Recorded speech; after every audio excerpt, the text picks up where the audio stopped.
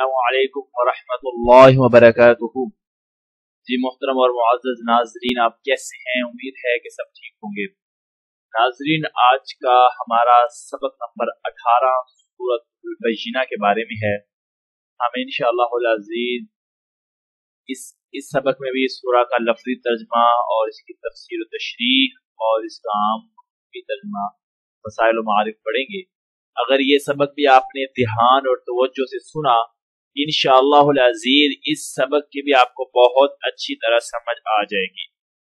چلیے ناظرین، شروع کرتے ہیں۔ سورۃ البینہ۔ سورۃ البینہ مدینہ منورہ میں نازل ہوئی۔ اس سورہ کی 8 آیات اور 1 رکوع ہے۔ بسم اللہ الرحمن الرحیم۔ شروع اللہ کے نام سے جو بے حد مہربان نہایت رحم کرنے والا ہے۔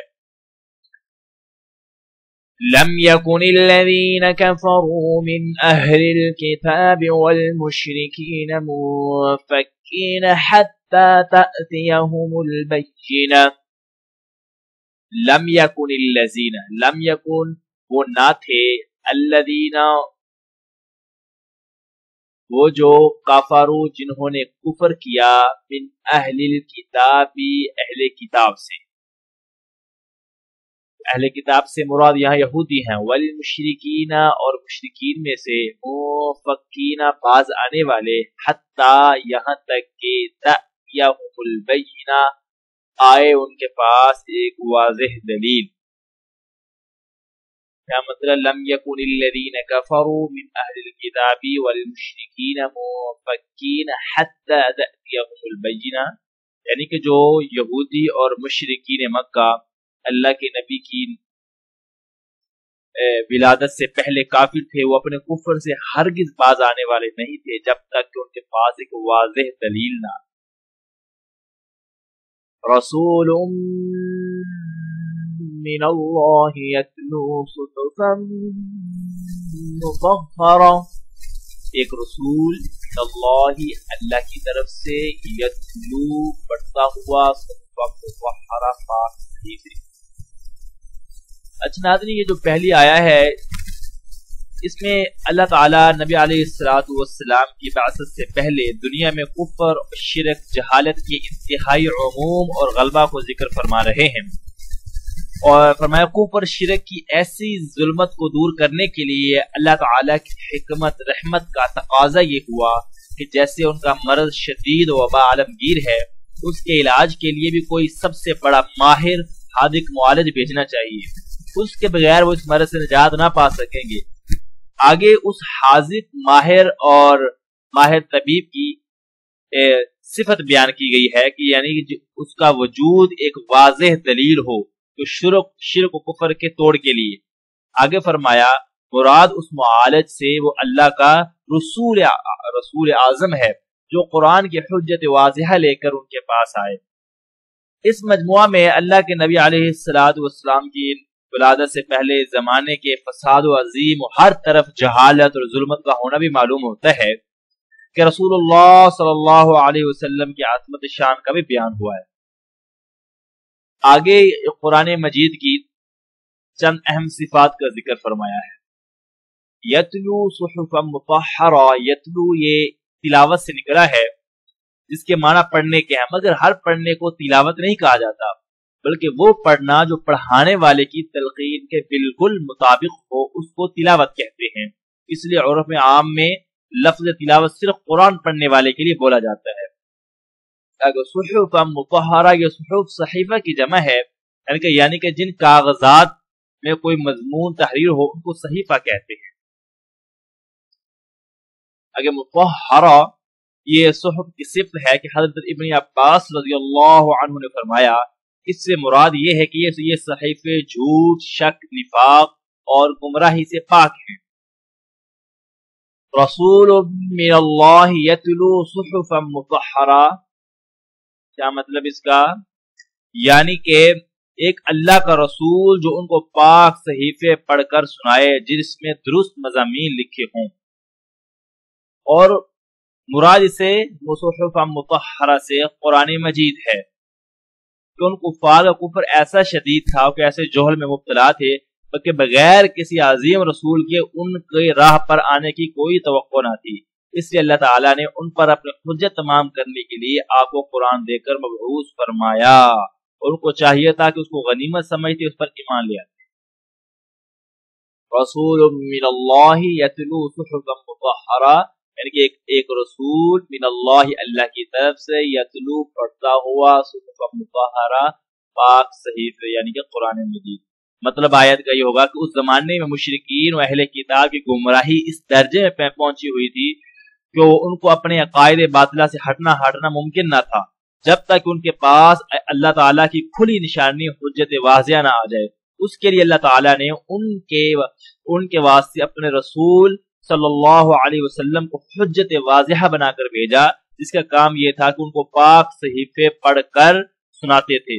مراد یہ ہے کہ وہی خداوندی وہ احکام سناتے تھے جو بعد میں صحیفوں کے ذریعے محفوظ کیے گئے، کیونکہ ابتداءً تلاوت تو رسول اللہ صلی اللہ علیہ وسلم کسی صحیفے سے نہیں بلکہ اپنی یاد سے پڑھ کر سناتے تھے، اور یہ پاک صحیفے ایسے ہیں جس میں ایسے احکام الہیہ ہیں جو عدل اعتدال کے ساتھ دیے گئے ہیں اور ہمیشہ قائم رہنے والے ہیں۔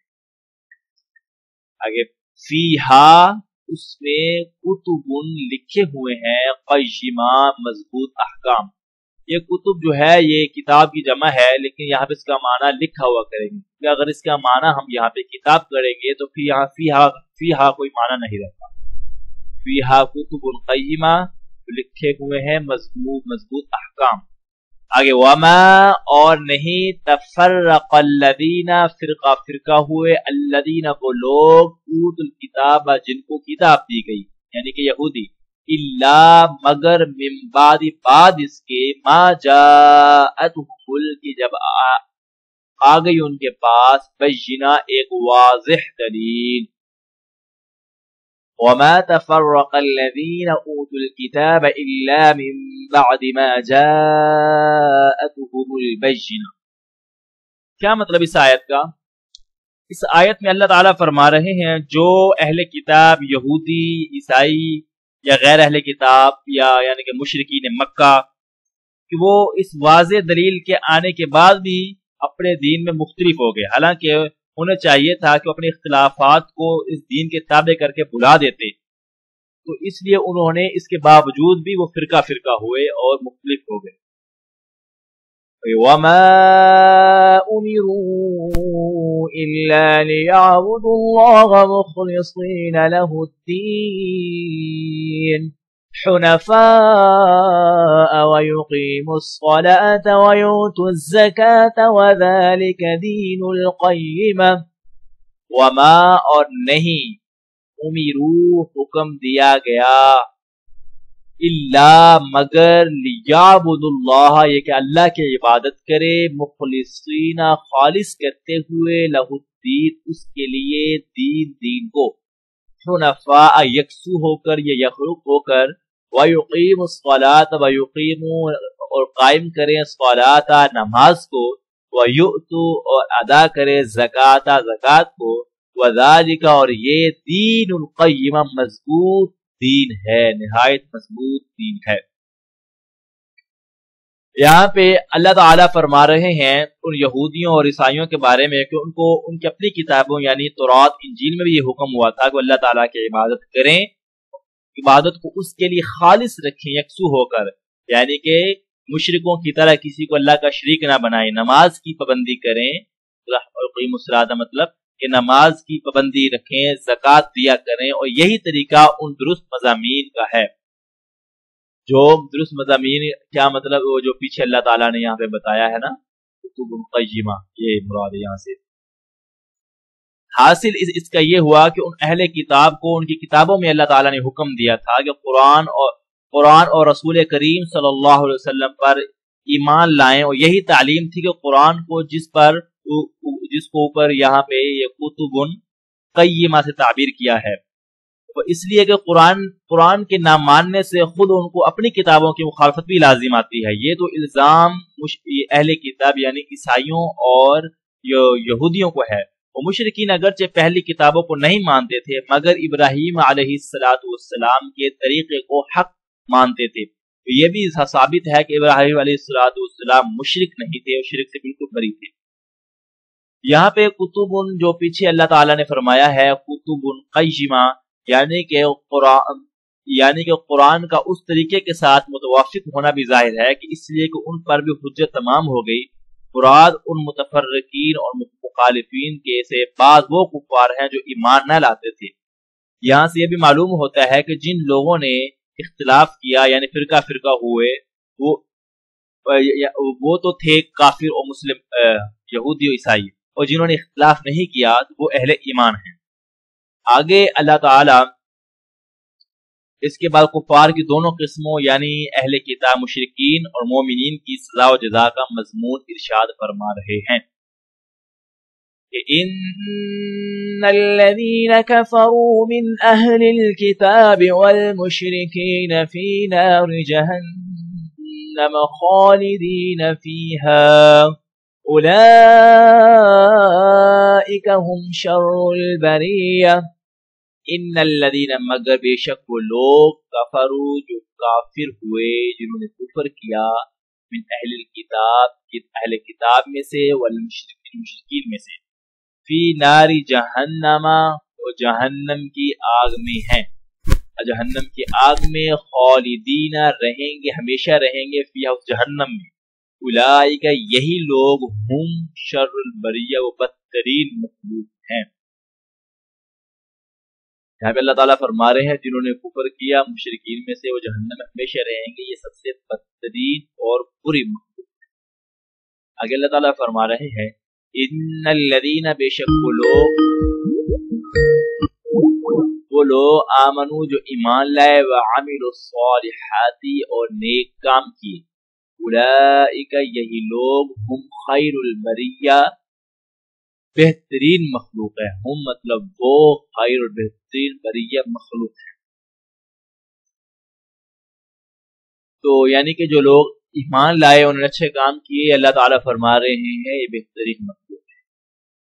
آگے ان ایمان والوں کو اللہ تعالیٰ ان کی جزا کا ذکر فرما رہے ہیں، جزاؤہم ان کا بدلہ عند ربہم ان کے رب کے پاس، ان کا مطلب ان کے رب عند پاس ان کے رب کے پاس جنات باغات ہیں، عدل ہمیشہ رہنے والے، تجری چلتی ہے من تحتها الانہار اس کے نیچے سے نہریں، ہا کا مطلب اس کے، تحت کا مطلب نیچے، من کا مطلب سے، انہار نہریں اس کے نیچے سے نہریں، خالدین ہمیشہ رہیں گے، فیہا اس جنت میں، ابداً ہمیشہ ہمیشہ، رضی اللہ راضی ہوا اللہ عنہم ان سے، ورضوا اور راضی ہوئے عنہ اس سے، ذالک یہ لمن اس لیے ہے کہ خشی ربا اس شخص کے لیے ہے، خشیہ جو ڈرا ربا اپنے رب سے۔ آدمی یہ جو آخری جو یہاں پہ اللہ تعالیٰ نے فرمایا ہے رضی اللہ عنہم ورضوا عنہ ذالک لمن خشی ربا، تو اس کی میں تھوڑی سی آپ کو اور وضاحت فرما دیتا ہوں۔ اس آیت میں اللہ تعالیٰ اہل جنت کی سب سے بڑی نعمت کا ذکر فرما رہے ہیں، اللہ تعالیٰ ان سے راضی ہے، اب ناراضی کا کوئی خطرہ نہیں ہے۔ حضرت ابو سعید خدری رضی اللہ عنہ سے روایت ہے کہ رسول اللہ صلی اللہ علیہ وسلم نے فرمایا اللہ تعالیٰ اہل جنت سے خطاب کے لیے فرمائیں گے یا اہل الجنہ، اے اہل جنت جواب دیں گے، تو اہل جنت جواب دیں گے تو لبیک ربنا وسعدیک، تو اللہ یعنی کہ ہمارے پروردگار اے میں ہمارے رب ہم حاضر ہیں اور اطاعت حکم کے لیے تیار ہیں، ہر بھلائی آپ کے ہاتھ میں ہے۔ پھر حق تعالیٰ فرمائیں گے حل رضیتم، یعنی کہ تم لوگ راضی خوش ہو، وہ جواب دیں گے ہمارے پروردگار اب بھی راضی نہ ہونے کا کوئی کیا احتمال ہے، جبکہ آپ نے ہمیں وہ سب کچھ عطا فرمایا جو کسی مخلوق کو نہیں ملا۔ اللہ تعالیٰ فرمائیں گے کیا میں تم کو اس سے بھی افضل بہتر نعمت دے دوں؟ پھر فرمائیں گے میں نے اپنی رضا تمہارے اوپر نازل کر دی، اب کبھی تم سے ناراض نہیں ہوں گا۔ اس حدیث میں بھی اہل جنت سے پوچھا گیا کہ آپ راضی بھی ہو، تو اس آیت میں بھی خبر دی گئی رضو عنہ، یعنی کہ اہل جنت بھی اللہ تعالیٰ سے راضی ہوں گے۔ یہاں بظاہر ایک سوال پیدا ہوتا ہے کہ اللہ سے اور اس کے ہر حکم ہر فعل سے راضی ہونا تو فرائض بندگی اور لازمہ عبدیت ہے، تو اس کے بغیر تو کوئی جنت میں جا ہی نہیں سکتا، تو پھر یہاں اہل جنت کی رضامندی کا ذکر کرنے کا کیا مطلب ہے؟ تو جواب یہ ہے کہ رضا کا عام مفہوم کے اعتبار سے تو یہ صحیح ہے کہ رضا بالقدر واجبات فرائض عبدیت میں سے ہے، لیکن رضا کا ایک درجہ اور بھی ہے جو اس سے آگے ہے، وہ یہ کہ اللہ تعالیٰ کسی بندے کو اس کی ہر مراد عطا کر دیں اور کوئی تمنا آرزو باقی نہ چھوڑے۔ اس جگہ رضا یہی مراد ہے، جیسا کہ سورۃ ضحیٰ میں اللہ کے نبی علیہ السلام کے لیے آیا ہے کہ وَلَسَوْفَ يُعْطِيكَ رَبُّكَ فَتَرْضَىٰ، یعنی عن قریب اللہ تعالیٰ آپ کو دیں گے وہ چیز جس سے آپ راضی ہو جائیں گے۔ یہاں بھی مراد غایت تمنا کا پورا کر دینا ہے، یعنی اس لیے کہ اس آیت کے نزول پر رسول اللہ صلی اللہ علیہ وسلم نے فرمایا پھر تو میں اس وقت تک راضی نہ ہوں گا جب تک ایک بھی مومن جہنم میں باقی رہے گا۔